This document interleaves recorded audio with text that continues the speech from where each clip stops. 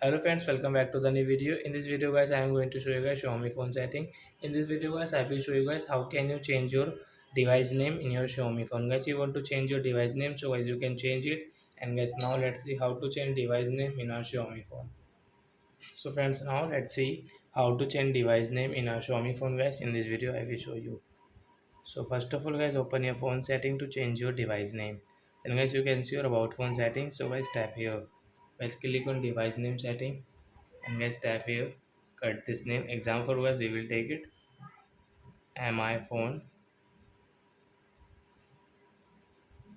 and guys right tap here. Then guys, now you can see your device name has changed into mi phone. So like that guys, you can change your device name yourself. Example for guys, I told you, I show you mi phone.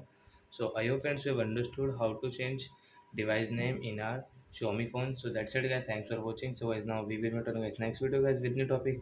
Before going guys, please go and like my video, subscribe my channel. Bye bye friends.